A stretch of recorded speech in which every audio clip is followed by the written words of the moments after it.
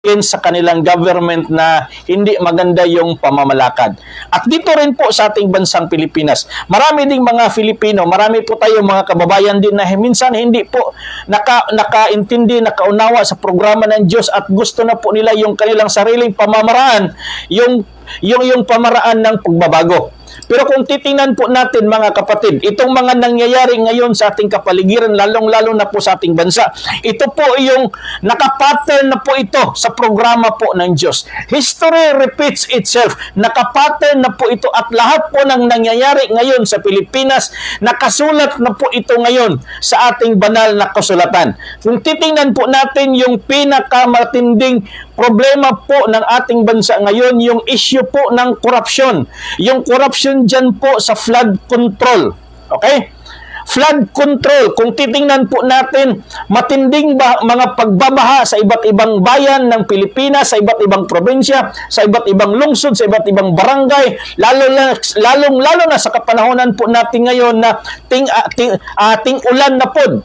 So, kagaya nga, kagabi, dito po, marami ding area dito po sa Davao City, nagkakaroon din po ng mga matitinding baha. At lalong-lalo po dyan sa Luzon, marami ding mga area dyan na nakaranas po ng mga matitinding baha. At yung dahilan, okay, yung sinisisi po ng mga sambayan ng Filipino, dahil po sa project na flood control.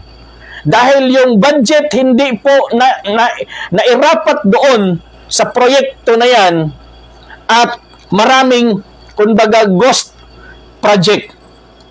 Pero kung titingnan po natin mga kapatid, okay, kung titingnan natin, medyo masakit isipin or medyo nakakatuwang isipin na flood control tapos ghost project. Noong mga nakaraang live po natin, binabanggit po natin na yung isang sign, okay, yung isang sinyales ng pagparito po ng anak ng tao, ng anak ng Diyos, ay gaya sa mga panahon po ni Noe. Ano po yung panahon ni Noe po noon? Matinding baha po yun. Matinding baha mula po sa 40 days and 40 nights na ulan. Walang undang po na ulan po yun. Kaya yung lahat ng mga bulkan that time pumuputok, lahat po ng mga kidlat that time, halos lahat ng mga kalamidad noong kapanahonan po ni Noe, nagsilabasan po yon. Lahat po ng mga kalamidad that time, ipo-ipo, bagyo, nagsilabasan po that time upang tapusin po yung lahat ng buhay sa kapanahonan po ni Noe. Maliban lang po sa mga buhay na pinili po ng Diyos na ililigtas. So, yung panahon na yun, mga kapatid, matinding baha, hindi na po nila makontrol po yung baha. At dito po ngayon sa ating kapanahonan, kagaya po sa aking palaging sinasabi, dito po sa Pilipinas, itatayo po ng Diyos ang kanyang dibino gobyerno. At dito po sa Pilipinas, ang kaharian ng Diyos. Kaya dito rin po, mangyayari sa Pilipinas yung ganong mga isyu niya, yung baha, hindi natin makontrol yung baha. Kahit gaano ka-budget, kahit gaano kalaki yung budget, hindi rin makontrol. Kahit nandyan pa yan, maiparapat pa yan dyan, yung budget na yan, hindi rin makontrol yung baha. Dahil yan po yung sign ng pagparito ng pang-anak ng tao. Kaya, ang matindi lang, masakit lang, nagiging ghost project. Okay? Nagiging ghost project po, mga kapatid. Bakit ghost? Mga ligaw na kaluluwa, mga multo. Kaya nga, nung nakaraang araw, sinabi ko sa aking kasamahan dito, sign po yan, bakit ghost project? Dahil nagsilabasan na po yung mga multo nung namatay sa kapanahonan po ng lunop na yon. Yung mga tao na namatay po sa lunop panahon ni Noe, nagsilabasan na po yun. Kaya ngayon nagiging ghost, nagiging multo yung project na flood control dahil hindi mo talaga makontrol yung baha. Dahil yan po yung sign sa pagparito ng anak ng tao. Yan po yung unang sign. Yung pangalawang sign po, mga kapatid, ng pagparito po ng anak ng Diyos ay gaya ng magnanakaw. Okay? Yung sign ng pagparito ng anak ng Diyos ay gaya po ng magnanakaw na hindi mo alam kailan darating yung magnanakaw. Kaya ngayon dito sa Pilipinas, talamak din ang magnanakaw. That is the sign, mga kapatid. Talamak yung magnanakaw dahil yan po yung sign ng pagparito ng anak ng Diyos. Kagaya ng magnanakaw, kaya ngayon talamak yung mga magnanakaw.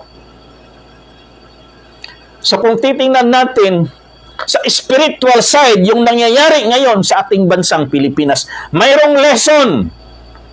Mayroong spiritual mensahe. Okay? Mayroong spiritual na kahulugan yung mga nangyayari ngayon sa Pilipinas. At bakit dito sa Pilipinas ngayon ito nangyayari? Dahil ang Pilipinas po, yung kaharian ng Diyos at itong Pilipinas ang unang linisin po ng Diyos sa pamamagitan po ng kanyang banal na kautusan. At yung paglilinis po ng Diyos ay mag-umpisa po dito sa ating mga leader. Kaya maraming ghost at marami talagang mawawala. Mawawalan ng buhay. Lalong-lalo na po sa mga kapanahonan po natin ngayon. Dahil marami ding mga kababayan natin, mga Filipinong hindi na po nasiyahan sa mga pangyayari. Kaya yung akilang panawagan sa ating mga kapatiran na mga Filipino, opposition man or administration, tingnan muna natin. Wag muna tayong padalos-dalos sa desisyon. Wag muna kayong padalos-dalos sa inyong desisyon diyan na anong gagawin yung dadalhin niyo sa dahas. Hindi po ganoon. Mayroong pagbabago ang bansang Pilipinas. Yung mga Filipino natin na sumisigaw ng hustisya, magkakaroon po tayo ng hustisya. Magkakaroon po tayo ng totoong pamahalaan na mayroong malasakit sa ating mga kapwa Pilipino. Magkakaroon din po tayo ng leader ng bansang Pilipinas na mayroong malasakit sa ating mga kababayan. Magkakaroon po tayo ng bansa na matatag ayon sa programa po ng Diyos. Kaya ngayon itong nangyayari ngayong expose sa ating bansa, ito na yung pamamaraan po ng Diyos upang linisin po itong bansang Pilipinas. Magmula po dyan sa taas, papunta po dito sa baba. At yung lilinisin dyan, hindi noon sa simbahan, gobyerno po yung lilinisin dahil babaguhin po ang sistema ng gobyerno na ito from democratic to theocratic form of government. Kaya nung napakinggan ko yung isa sa mga interview kay former President Rodrigo Roa Duterte. Yung kanyang interview po, sabi niya, marami sana siyang gustong baguhin sa bansang Pilipinas. Pero kahit bigyan pa siya ng 20 years, hindi niya magagawang baguhin ang bansang Pilipinas hanggat hindi mababago yung konstitusyon. Marami sana daw siyang gustong baguhin, pero limitado lang po yung kanyang kapangyarihan ayon sa ating konstitusyon, saligang batas. Kaya mga kapatid, upang makamtan natin yung totoong kasaganaan, totoong kaunlaran, totoong kaligtasan, totoong kapayapaan at totoong pagbabago sa bansang Pilipinas, kinakailangan po yung batas ng Diyos ang magiging saligang batas ng bansang Pilipinas. Diyan po natin makakamtan ang totoong hustisya, totoong pagbabago, totoong kapayapaan at totoong kaunlaran. Wala na pong makikitang ghost project dyan dahil alagad na po ng Diyos yung magpapatupad sa lahat ng proyekto ng bansang Pilipinas. Lahat-lahat po ng development. Mula Luzon, Visayas, Mindanao,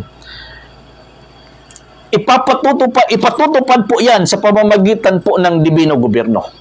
Nakatutok po dyan yung Diyos sa programa yan, sa implementation po na yan. Kaya sa ating mga kababayan ngayon na nanawagan sa totoong pagbabago, mangyayari ang totoong pagbabago. Kaya nga ito po yung hinihintay natin palagi. Na yung programa ng Dibino Gobyerno, na yung espiritu ng katotohanan, dumating na sana sa ating mahal na Pangulong Ferdinand Bongbong Marcos Jr. ngayon. Dahil siya lang po yung hinihintay Dahil siya po yung makapag-declare po ng totoong hari sa bansang Pilipinas. Siya lang po yung hinihintay natin. Walang kasalanan po. Kung mayroon man pong mga iba po yung pananaw nila sa ating mahal na Pangulo, iba po yung kanilang mga panawagan dyan. Pero yung panawagan po ng DGP sa ngalan po ng Divino Gobyerno ng Pilipinas na yung mahal na Pangulong Ferdinand Bongbong Marcos, huwag kang matakot, gawin mo lang yung tama at paglilinis sa ating bansa. Dahil ginagabayan ka ng Diyos. Ginagabayan ka ng Diyos hanggang matuntunan mo yung programa ng Divino Gobyerno. Dahil ikaw yung ama ng bansa. Huwag kang matakot dahil ikaw yung ama ng bansa. Hahanapin mo lang yung totoong programa ng Diyos upang maka-align. I-align mo yung programa ng inyong administration sa totoong programa ng Diyos dito sa bansang Pilipinas. Kaya yung right objectives, balik-balikan ko yung sinabi ni former President Ferdinand Indrelin Marcos, the right objectives na hinihintay ng right person in the right place, okay? In the right time. At yung right objectives na yan, Divino Gobyerno ng bansang Pilipinas. That is the right objectives. Kahit sabihin natin nandyan na po yung right person, right time, right place. Kung yung kanyang objectives, hindi rin Divino Gobyerno, hindi rin ganon yung pagbabago na ating hinihintay. Kaya, sa ating mahal na Pangulo, hintayin natin, mga kababayan nating Pilipino, kababayan ko po sa buong bansang Pilipinas, hintayin po natin. Dahil ang Diyos nang gumagalaw ngayon, ang Espiritu na yun ang gumagalaw ngayon.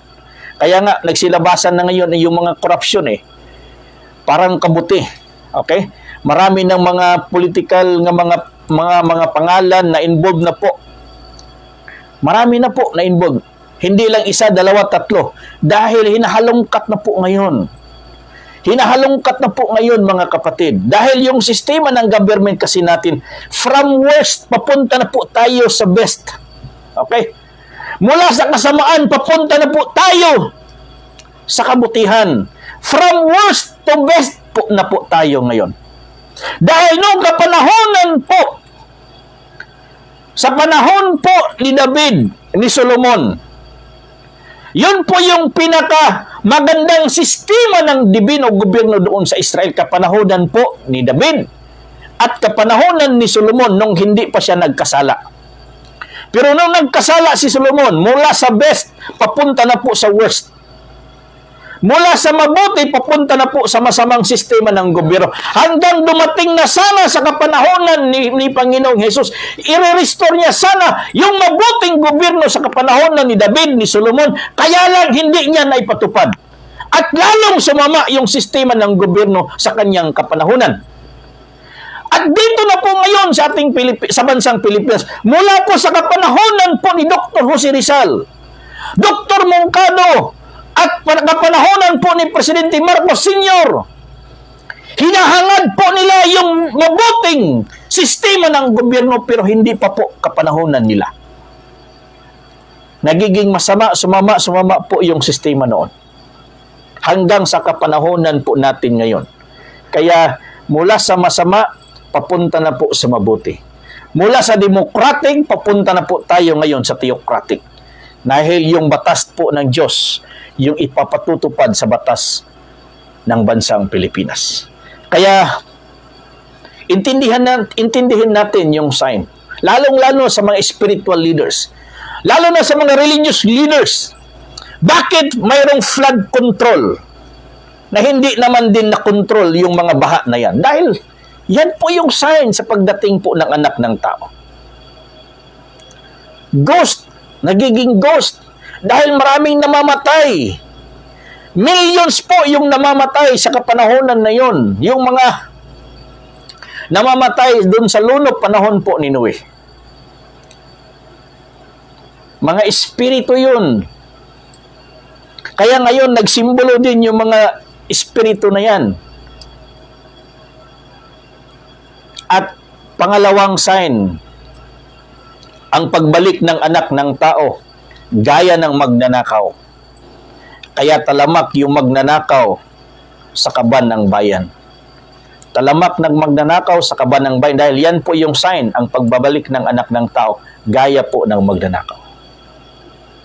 Kaya titingnan po natin sa spiritual side yung mga mensahe sa mga nangyayari ngayon sa ating bansa.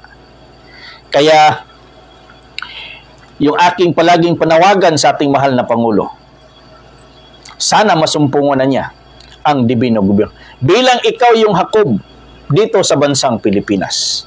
Bilang ikaw yung hakob dito sa bansang Pilipinas. Hanapin mo na sa loob ng inyong bansa yung maghahari. Yung bata na sinasabi po doon sa Isaiah chapter 9 verse 6 na hindi po nakaupo yung bata na yon sa kapanahonan po ni Jesus. Kaya continue po yan. Dito po yan matutupad sa bansang Pilipinas. Kaya mga kapatid, magkakaroon po tayo talaga ng totoong hustisya. Yung mga naghahangad ng naghahangad ng pagbabago na yung pamamaraan po nila sa pamamagitan ng dahas, hindi po ganon. Wala ding mangyayari kahit palitan mo yung Pangulo. Wala ding mangyayari sa bansa kahit pabago-bago tayo ng leader, pabago-bago po tayo ng Pangulo, kahit palitan po natin yung ating Pangulo, wala ding magbabago sa ating bansa. Panggulo rin yun po yung ating ipapalit. Wala ding mababago sa bansa kahit palitan po natin yung ating Pangulo. Palitan natin yung sistema ng gobyerno. Mula democratic to theocratic, yan po yung totoong pagbabago ng bansang Pilipinas. Hindi po yung pabago-bagong leader. Ang totoong pagbabago sa bansang Pilipinas ay ang pagbabago ng sistema ng gobyerno, hindi pagbabago ng leader. Kahit sabihin natin ito yung magandang leader, ito yung pag-asa ng Pilipinas, itong pamilya na to ang pag-asa ng Pilipinas, wala ding pag-asang nakikita dyan hanggat hindi mababago yung sistema ng gobyerno. Hindi sila pag-asa, si Jehovah ang pag-asa ng bansang Pilipinas. Yan po dapat maintindihan ng bansang Pilipinas.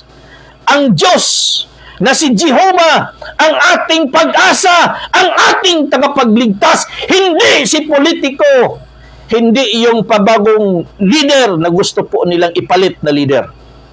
Hindi po. Kaya yung ating panawagan sa ating Pangulo, huwag kang maniwala dyan sa mga nanawagan na umalis ka dyan sa iyong posisyon. Dahil papalit po yung bagong leader. Wala po dyan yung pagbabago. Hindi po yun ang pamaraan ng totoong pagbabago. Ang totoong pagbabago sa Pilipinas na itong batas ng Diyos, itong batas ng Diyos magiging saligang batas ng bansang Pilipinas. Yan po yung totoong pagbabago from democratic government to theocratic government. Yan po yung panawagan palagi ng dibino gobyerno ng Pilipinas. Yan po yung panawagan palagi ng DGP, Divine Government of the Philippines. Kaya sa mga leaders natin ngayon nga nandito po sa pamahalaan, sa gobyerno natin ngayon, pagpalain po ng Diyos yung may takot sa Diyos. Okay? Palalayasin po ng Diyos yung walang takot sa Diyos. Let the Spirit move dyan po sa Malacanang, sa Senado, sa Kongreso. Dahil ang Espiritu na po ng Diyos ngayon, ang Espiritu na po ngayon ni Jehovah ang gumagalaw na po dyan. Kaya ito po yung aking palaging panawagan sa mahal na Pangulo. Huwag kang matakot. Kasama mo ang Diyos.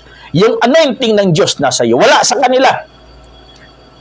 Gawin mo lang yung tama. Gagabayan ka ng Diyos. Hanggang masumpungan mo yung dibino gobyerno. Kaya yan po yung ating panawagan sa Kanya.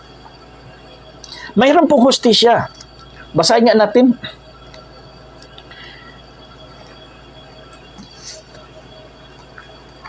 Dito po sa Isaiah, no? Isaiah chapter 30 verse 18. Sabi niya, at dahil dito maghihintay ang Panginoon upang siya'y magiging mapagbiyaya sa inyo at kaya'y mabubunyi siya na siya'y magdadalang habag sa inyo sapagkat ang Panginoon ay Diyos ng kahatulan. Mapalad yaong lahat na naghihintay sa Kanya. Basahin natin sa Bisaya.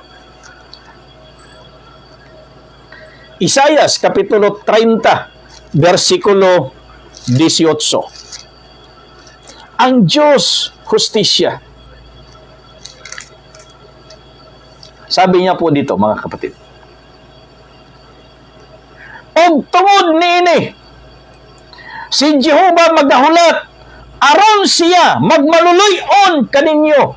Og tungod niini, pagabayawon siya, aron siya adunay puangod kaninyo. Kay si Jehovah mao ang Diyos sa hustisya, bulahan kadtong tanan nga nagahulat kaniya.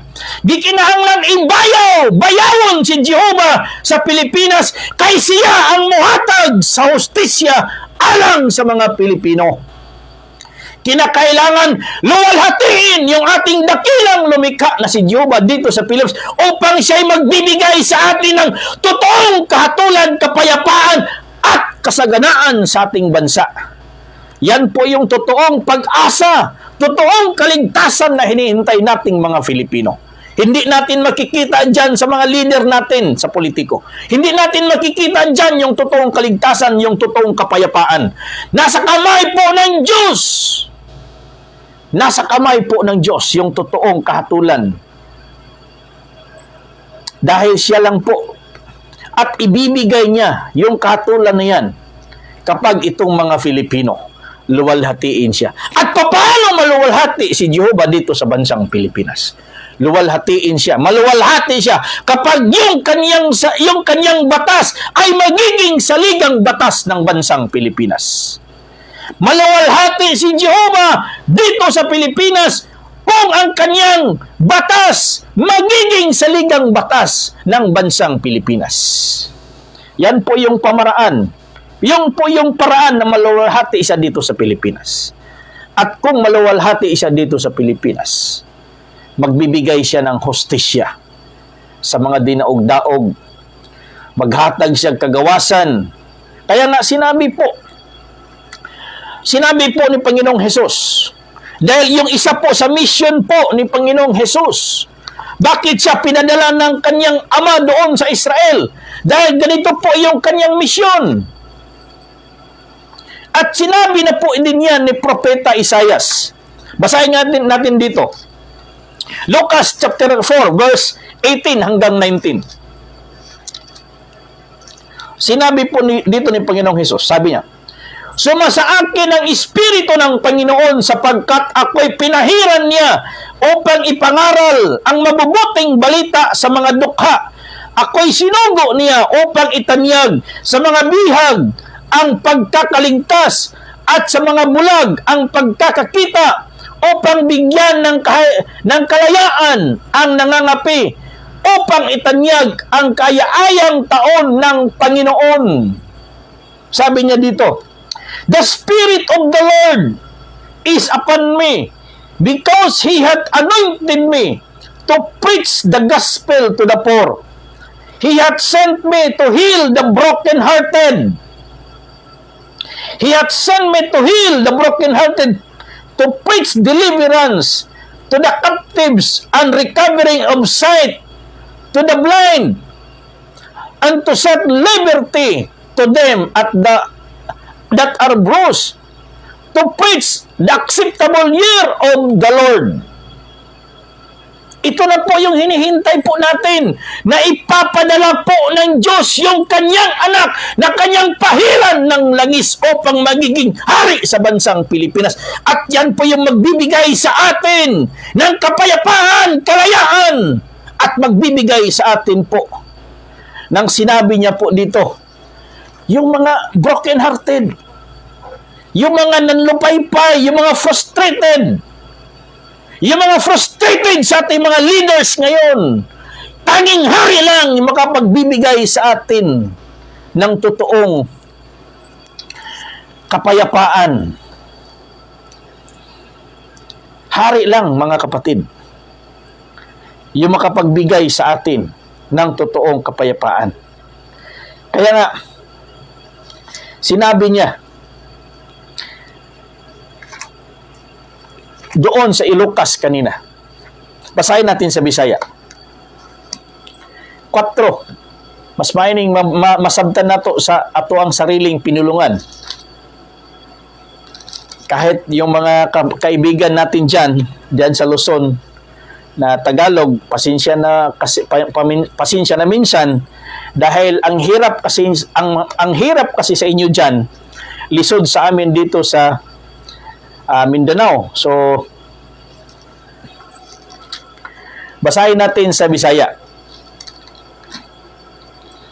Baka magalit kasi itong mga kung mga Bisaya na hindi nila maririnig sa Bisaya. Okay, Lucas kapitulo 4 bersikulo 18 hangtod sa 19. Ang Espiritu sa Ginoo ani kanako kay iya man akong ginihugan aron sa pagwali sa maayong balita ngadto sa mga kabus. Gipadala niya ako aron sa pagpahibalo sa kagawasan ngadto sa mga binilanggo. Daghan binilanggo karong mga Pilipino sa kalisod.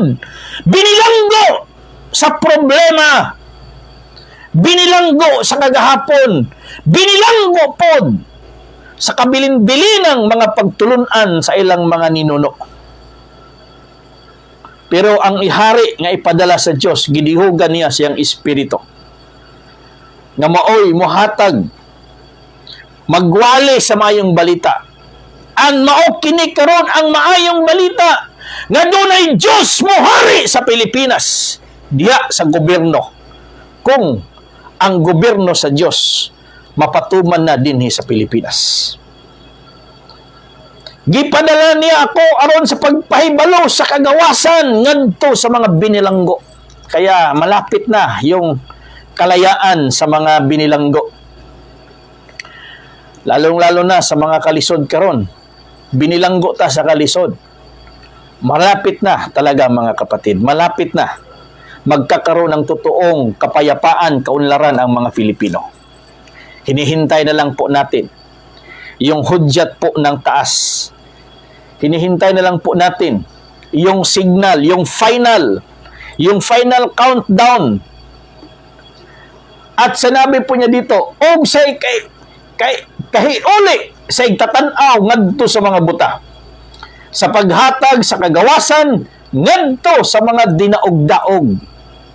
Mayroong hustisya. Magkakaroon po ng justice sa mga dinaog-daog. O kita na bang mga pobre ang pirmi daog-daogon sa mga naa sa gobyerno? Panahon sa kampanya, kita mo ay gamito nila nga balanda. Kung ako inyong butohon, kining ato mga kaigsunan kabos, kining kaigsunan nato mga pobre, kining lungsod nga pobre ato ning padatoon. Okay? Mo na iusahay, gihimong kapital ang mga kabos. Gihimong kapital ang mga pobre. Aron lang sila makalingkod silang posisyon. Pero pag makalingkod na sa posisyon, gikalimtan na ang mga kabos.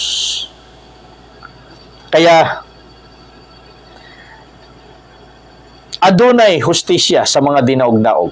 Kinahanglan muhulat kita sa kay Jehovah. Hulaton nato yung kanyang final nga instruction nga diin ang iyang pangalan mahimaya sa Pilipinas og siya muhatag og hustisya sa tanan ng mga Filipino.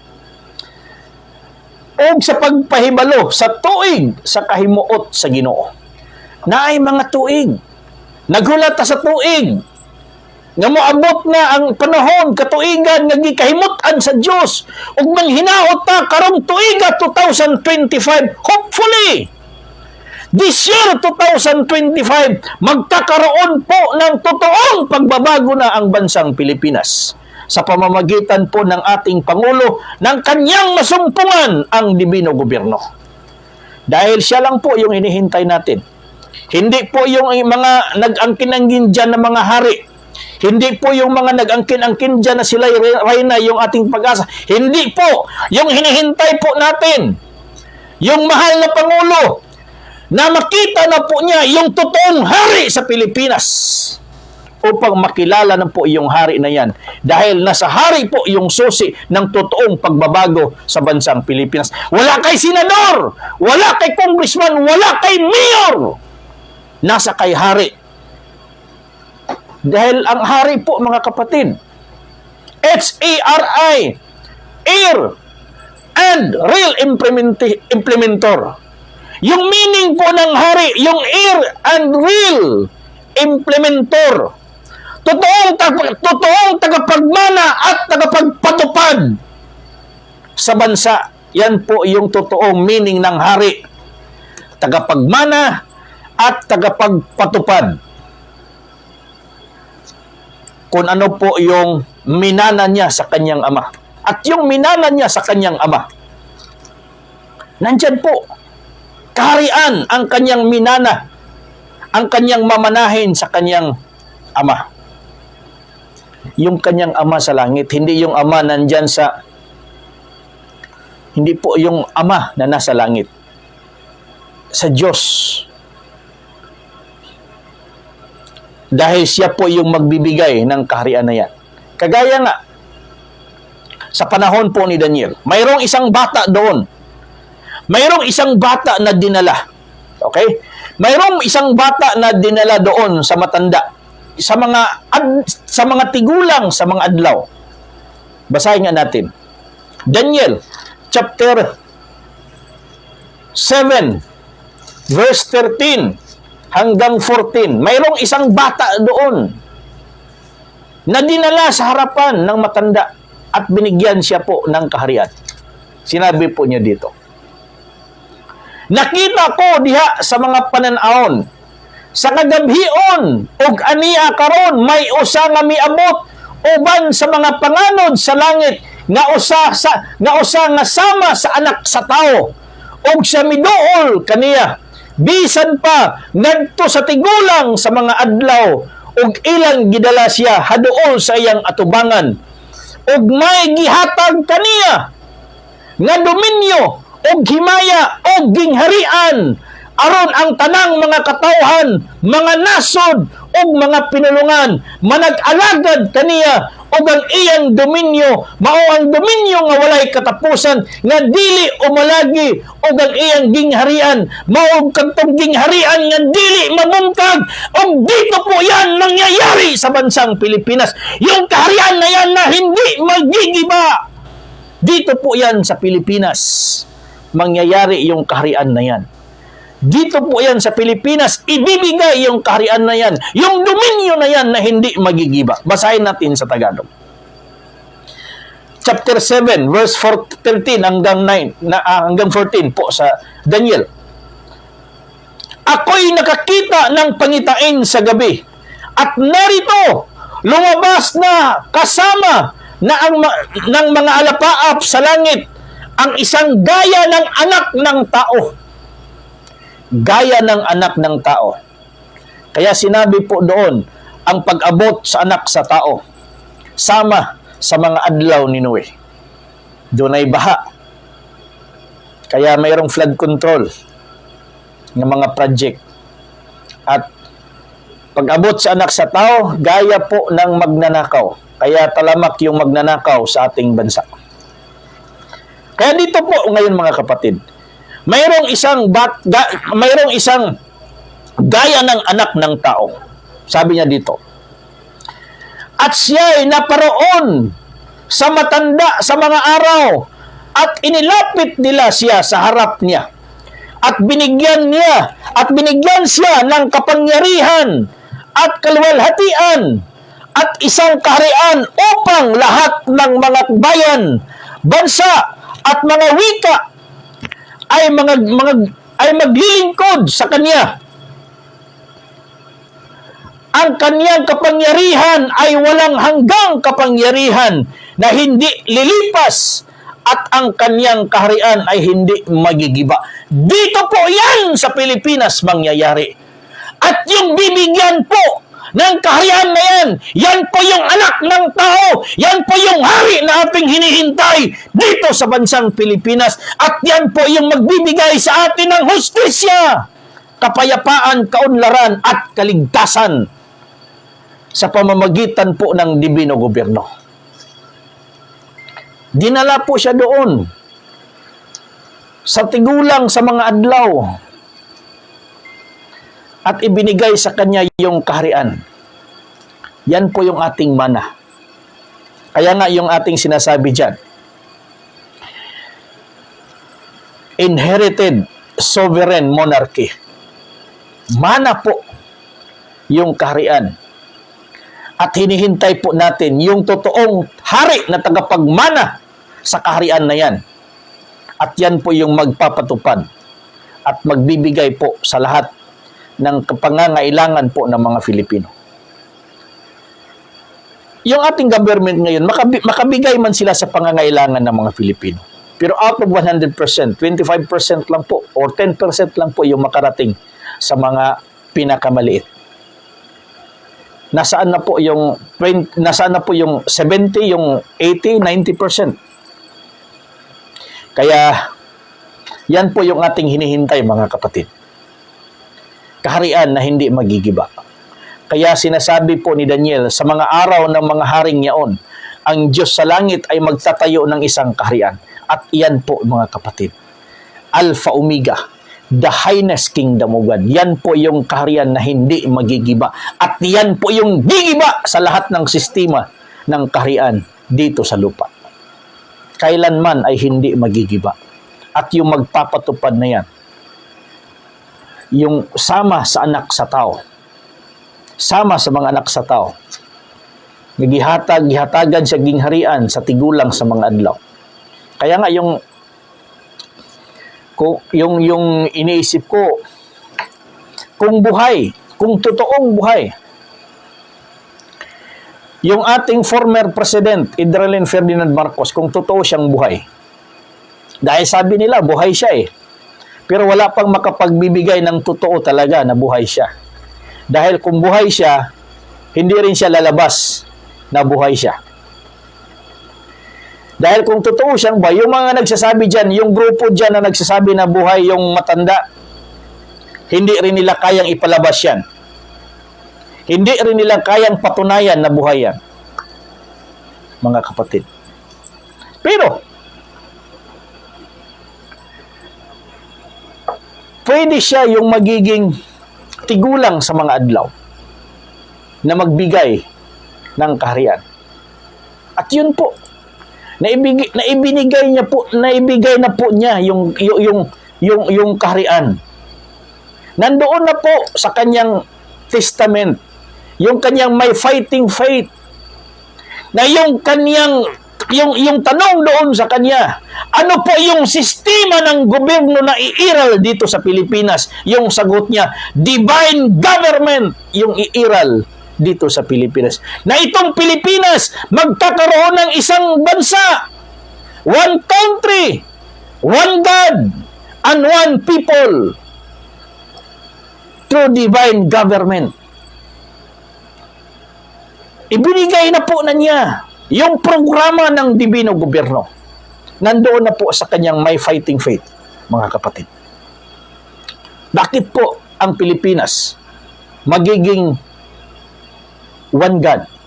Iisa na lang po yung Diyos ang ating sasambahin dito sa Pilipinas. Iisa lang yung Diyos yung ating sasambahin. Magiging one God po. One nation, one country, one people. Dahil yan po yung programa ng Diyos. Basahin nga natin. Revelation chapter 21 verse 3. At sabi po niya dito, og nadungog ko gikan sa trono ang usa ka dakong tingog nga nag-ingon, tan-awa ang puloy-anan sa Dios, ana-ana uban sa mga tao. Mangyayaring ang Pilipinas magiging puloy-anan sa Diyos at yung Diyos magiging kasama ng mga Pilipino dito sa bansang Pilipinas. At tayo'y magiging kanyang bayan.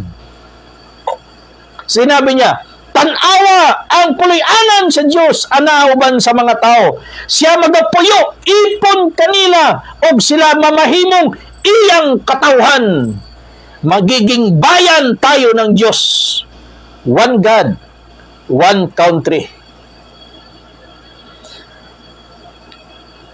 At sabi po niya, siya magapuyo ipon kanila og mahimong iyang katawhan ug ang Dios mao gayud ang makipag-uban kanila og mahimong nga ilang Dios. Yan po yung ibig sabihin ni former President Ferdinand Idralin Marcos, one God, one country, one people under the divine government. Magiging bayan tayo po ng Diyos. Bisaya yun basahin nga natin sa Tagalog para maintindihan din ng ating mga Revelation chapter 21. Okay? Verse 3. Sinabi niya dito, at narinig ko ang isang malakas na tinig na mula sa luklukan na nagsasabi, narito ang tabernakulo ng Diyos ay nasa mga tao at siya'y mananahan sa kanila at sila'y magiging mga bayan niya at ang Diyos din ay isa sa kanila at magiging Diyos nila. Dito po yan mangyayari sa Pilipinas. Kapag yung batas ng Diyos, magiging saligang batas na ng bansang Pilipinas, ang Diyos na si Jehovah mananahan sa ating bansa. At lahat ng korupsyon, lahat ng kasamaan, lahat ng trahedya dito sa Pilipinas ay mawawala dahil mag-aari na ang totoong hari dito sa bansang Pilipinas. Kasama natin ang Diyos sa Pilipinas. Kaya mawawala na po lahat ng mga kasamaan. Mawawala na po yung lahat ng magnanakaw. Mawawala na po yung lahat ng mga espiritu ng pranchik na yan. Okay? Mawawala na rin po yung mga trahedya. Mawawala na po yung mga malalakas na lindol, malalakas na mga bagyo, mga ipo-ipo, anong klase diyang mga kalamidad.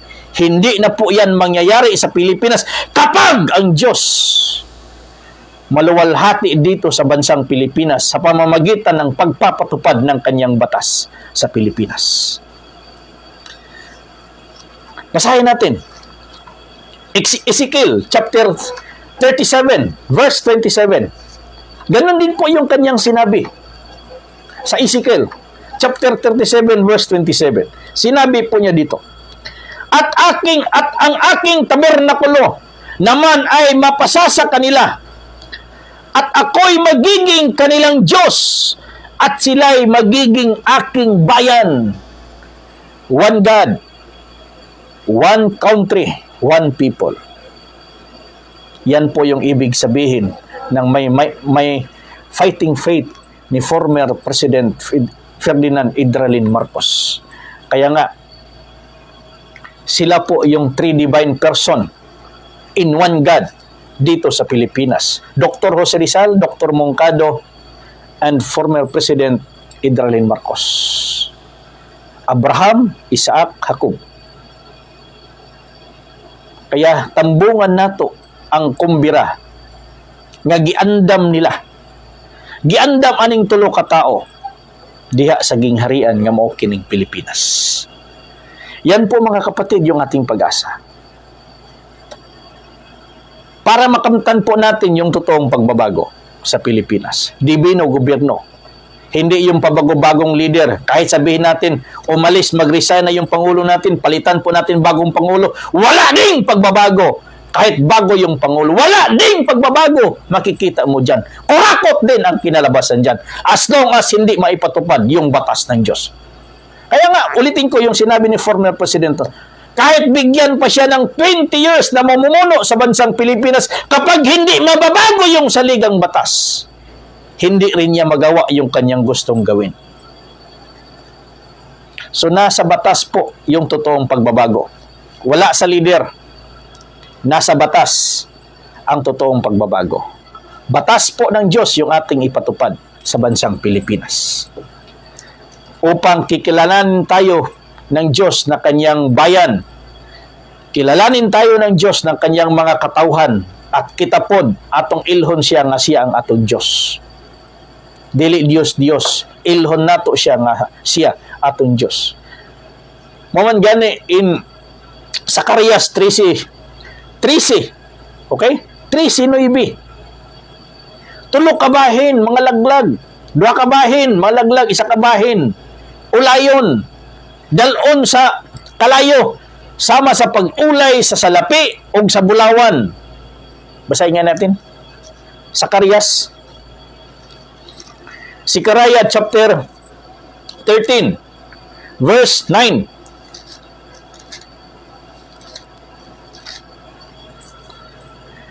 Og danon ko ang 13 kabahin ngadto sa kalayo, og ulayon ko sila ingon sa pag-ulay sa salapi, og sulayan ko sila ingon sa pagsulay sa bulawan. Sila magatawag sa akong ngalan, og pamation ko sila. Ako moingon, kini mao ang akong katawhan, og sila moingon, si Jehovah mao ang among Diyos.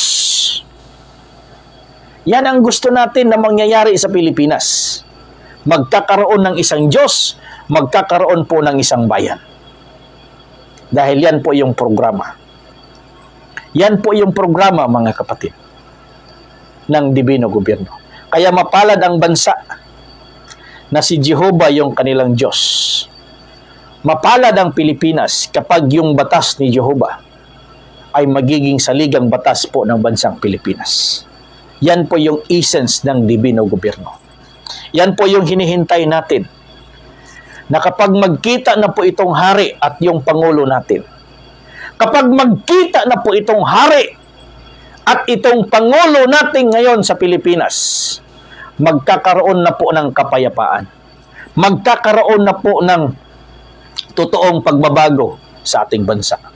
Dahil maiintindihan na po ng Pangulo kung ano yung totoong programa po ng Diyos dito sa Pilipinas. Maiintindihan na po ng ating Pangulo dahil ipapaliwanag sa kanya, sa ngalan ng Dibino Gobyerno, ipapaliwanag sa kanya kung bakit nangyayari ito, yung ganito ngayon sa Pilipinas. Dahil ito po yung napiling bansa sa lahat ng bansa sa buong mundo na paghaharian po ng Diyos dito sa ating bansa. Mapalad tayo mga Filipino. Kaya sa lahat ng mga OFW dyan, huwag kayong mawawala ng pag-asa na yung iba, ayaw na daw nilang bumalik sa Pilipinas dahil nakikita nila yung kanilang binabayad na buwis, yung kanilang padala. Iba lang yung nakinabang. Sige lang. Hayaan mo lang muna silang iba yung makinabang dahil darating. Wala mang hahatulan ng Diyos kung walang gumagawa ng ganito. Okay? Walang babaguhin kung walang kasamaan na nangyayari ngayon. Walang hahatulan ang Diyos kung walang kasamaan na nangyayari ngayon sa ating bansa. Walang pagbabago yung ating bansa kung wala tayong nakikita ngayon na ganitong mga pangyayari. So inialaw po ng Diyos na makikita ng ating mga mata ang mga ganitong mga nangyayari ngayon upang ang lahat po ng Pilipino sisigaw ng totoong pagbabago ng bansa. At yung pagbabago na yan, batas ng Diyos yung iiral. Pinapakita lang ngayon sa buong Pilipinas. Pinapakita lang po ngayon sa sambayanang Pilipino na kinakailangan na po ng Pilipinas yung totoong hustisya at yung makapagbigay ng hustisya na yan. Hindi si mayor, hindi si gobernador, hindi si congressman, hindi si senador. Dibino Gobyerno yung makapagbigay ng hustisya na yan. Kaya yan mga kapatid yung programa ng DGP. Hindi po tayo nagprograma dito ng pera-pera. Hindi po tayo nag-promote dito ng kayamanan. Nandyan na yan. Given na po yung divine wealth na yan. Darating po yung divine wealth na yan kapag mauna na po maitayo yung Dibino Gobyerno. Hindi uuna yung divine wealth talaga. Maniwala kayo sa walang divine wealth na lalabas sa Pilipinas hanggat hindi maitayo yung Dibino Gobyerno. Kaya, yung concern po ng DGP, yung programa po ng DGP, Dibino Gobyerno ng Pilipinas, dahil yung divine wealth na yan, susunod at susunod din yan, uuwi at uuwi din yan sa Pilipinas, yung kayamanan na yan. Dahil sa matagal ko nang sinasabi, yung Amerika hinihintay lang po nila na maitayo yung dibino gobyerno sa Pilipinas upang ibalik yung lahat ng kayamanan na yan. Yung mga iba't ibang bansa na nakautang sa Pilipinas, ibabalik nila yung mga utang nila. Babayaran nila yung mga utang nila kapag yung bansang Pilipinas, banal na yung sistema ng gobyerno. Dahil sila din yung makinabang dyan kapag dibino ng gobyerno ng Pilipinas. Dahil mag-renew po sila. Yan nga yung sinasabi ko nung nakaraang linggo. Yung mag-reset po yung hari na nakaupo sa trono. Yung nakaupo sa trono, yun po yung magbabago sa lahat sa Pilipinas. Yun po yung mag-reset. Yun po yung pepperma sa programa na ginawa ni President Marcos Sr. that time. Hinihintay po yung hari. Kaya nga yung sinasabi ko, yung ating former First Lady Imelda Marcos, hinihintay niya yung pagdating ng hari. Kaya nga, nandyan po yung lahat po ng records. Mga totoong records, totoong documents, totoong dokumento ng kayamanan, nandyan po sa kanila. Wala po doon sa mga nag-angkin na mga anak sila ni Marcos doon. Wala po sa kanila. Xerox, photocopy, fabricated documents lang po yung doon. Tapos, may tapang pa silang magsabi na sila lang po yung makakuha dahil sila po yung sole signatories, dahil sila po yung pinaglipatan ng last will and testament. Wala po, mga kapatid. Nagiging sol-sol, hindi sole signatories, nagiging sol-soler. Dahil marami nag-sol-sol sa kanila. Yung mga totoong documents, mga kapatid, maniwala kayo sa nandyan kay Madam Imelda. Dahil hinihintay niya yung hari. Hinihintay niya na ma-implement yung lahat ng kayamanan na yan according sa plano ng Diyos at according po sa programa noon ng kanyang former President Ferdinand Idralin Marcos, mga kapatid. Kaya, kung itong mga nag-atik-atik ng claimant nga na sila ang kayamanan, sila yung signatories, kasi sila mo'y gibinlan sa ilang mga, wala po. Nandyan sa kanila yung mga totoong documents kay Madam Imelda. Kaya kung mayroong totoong reyna na kukurunahan sa Pilipinas, walang iba si Madam Imelda. Kaya lang, hindi po reyna yung kukurunahan. Kaya nga, ngayon sana, sa September 14, mayroon sanang mangyayaring Global Summit dyan sa Manila, pero hindi lang po natuloy. Kaya nga, dahil sabi ko na po noon sa akin, hindi ko lang sinabi sa kanila, sinabi ko na po sa aking sarili, walang matuloy na summit hanggat hindi hari yung kukurunahan. Pero kung reyna yung kukurunahan, walang matuloy na summit. Dahil hari yung kukurunahan. Kaya nga, si Madam Imelda Marcos, siya sana yung kukurunahan na reyna sa Pilipinas kung reyna yung hinihintay natin, pero hindi man reyna. Hari yung hinihintay natin. Pero yung totoo, yung espiritu ni Queen Elizabeth Disican, nandyan po kay Madam Imelda. Kagaya po kay Queen Elizabeth Disican noon, hinihintay niya yung hari na lalabas upang mag-reset po. Dahil siya po yung chairman ng Committee of 300, si Queen Elizabeth noon, hinihintay niya yung hari na mag-reset na darating. Hindi niya po naabutan yung hari. Kaya yung espiritu niya lumipat kay Madam Imelda. At si Madam Imelda nga din ngayon, hinihintay niya na darating yung hari sa dibino gobyerno dahil yan po yung kanyang i-turn over sa gobyerno yung lahat ng mga dokumento na yan. Nandyan lang, mga kapatid. Kaya humaba yung buhay ni Madam Imelda dahil ginagabayan po siya ng Diyos. Ginagabayan siya ng Diyos hanggang magkita sila sa hari dito sa Pilipinas. Kaya yun po yung gawain, yun po yung mission ng ating Pangulo ngayon. Hanapin po niya yung dibino gobyerno. Hanapin po niya yung programa ng Diyos sa Pilipinas. Dahil yan po yung magliligtas sa Pilipinas. Hindi po isa ganitong mga sistema ngayon. Okay? Kaya nga, sabi nila, nagsilabasan ng buhaya. Correct. Kapag malaki ang baha, yan ang paborito ng mga buhaya. Makalangoy sila eh. Makalangoy. Kaya may hangganan din yung buhaya dahil paparating na po yung leon. Leon po mga kapatid, kayang makipag one-on-one or mano-mano sa buhaya. Pero agila, hindi kaya ng agila makipag one-on-one sa buhaya. Hindi kaya ng agila. Hindi kaya ng agila makipag mano-mano sa buhaya. Pero leon, kaya ng agila. Kaya ng leon po makipag mano-mano sa buhaya. Kaya tapos na po yung turno ng agila. Nakalipad na po yung agila. Tapos na yung turno ng agila. Coming na po yung turno ng leon. Dahil ngayon mga kapatid, turno ito ngayon ng tigre. Yung ating mahal na Pangulo ngayon, tigre. Okay? Hindi siya agila, tigre po siya. Tigre po yung ating mahal na Pangulo. Kagaya po kay former Ferdinand Indralin Marcos, siya po yung tigre ng Asia noon. Yung ating Marcos Senior ngayon, Junior, tigre din. Kaya hinihintay po yung leon. Dahil yung leon po yung hari sa lasang. Leon po yung hari ng jungle, hindi po tigre. Kaya hahanapin po ng tigre yung leon. Dahil pag magkita po yung tigre at leon, magkakaroon po ng maraming magkatol-katol yun. No? Nakahinomdom mo, nakaremember mo, nakabili ba kayo nung lion tiger?